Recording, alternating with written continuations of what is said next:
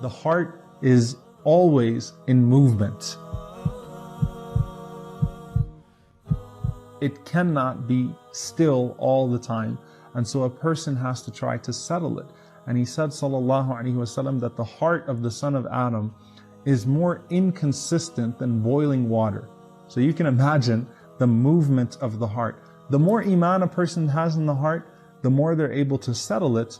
But the heart is always moving. And if you stop settling it, if you stop filling it with iman to keep it still, then it's inevitable that it's going to turn, and you will not be able to control the degree to which it turns and how far it will go or where it turns to.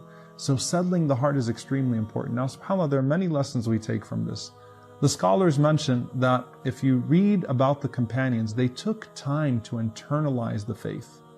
Okay, they understood the inconsistency of the heart, so they took time to stabilize the faith. So Ibn Mas'ud radiallahu anhu, for example, says, we used to read 10 verses of the Quran, understand them, memorize them, apply them, and then we'd move on to the next 10. Think about then the Khawarij, the extremists that the Prophet ﷺ mentioned, that recite plenty of Quran, but it does not go beyond their throats. You know, there's a saying that extremists are blinded by the light, they're not guided by the light. What happens if water keeps on boiling?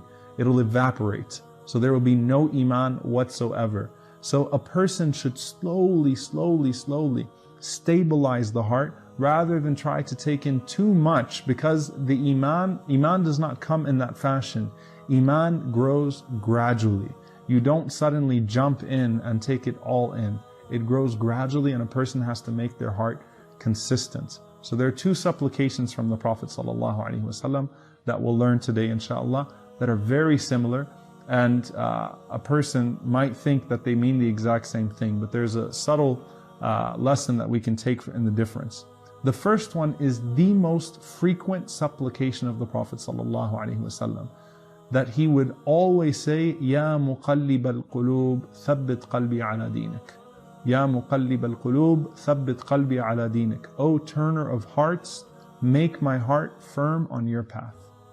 If the Prophet ﷺ made that dua more frequently than any other dua, then what then for us? Does the Prophet ﷺ fear hypocrisy? Does he fear that his heart will be turned in any other direction? SubhanAllah, what about us then? If that was the most frequent dua of the Prophet ﷺ, it should also be our most frequent supplication, and we should increase it well beyond what the Prophet ﷺ used to say, for our hearts are not like his heart, alayhi salatu wassalam. Now there's another dua that's very similar, and I want to talk a little bit about the difference because they're both authentically narrated. Another dua the Prophet ﷺ used to make was, Ya musarrif al-qulub, sarrif qalbi ila ta'atik. Also, O turner of hearts, but the word is musarrif as opposed to muqallib. Muqallib is to turn, musarrif is to direct. Okay, and siraf is to direct. So, O director of hearts, direct my heart to your good deeds. So, Ya muqallib al-qulub, thabbit qalbi ala dinik. Ya musarrif al-qulub, sarrif qalbi ila ta'atik. Ya muqallib al-qulub, the first one, which is the most frequent dua, is really to maintain your heart upon the path of Allah, longing for Allah and away from sins. So away from turning to that which is displeasing to Him. The second supplication is that Allah directs your heart to good deeds. So one is that Allah keeps your heart away from turning towards that which is displeasing to Him. The other is that Allah subhanahu wa ta'ala turns your heart towards that which is pleasing to Him. So two du'as, the more important one, Ya muqallib al-qulub, thabbit qalbi ala dinik. And then the second one, Ya musarrif al-qulub, sarrif qalbi ila ta'atik. Allahumma ameen.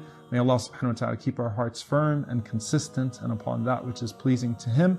And may Allah subhanahu wa ta'ala fill our hearts with longing for Him so that we meet Him in that state. Allahumma ameen.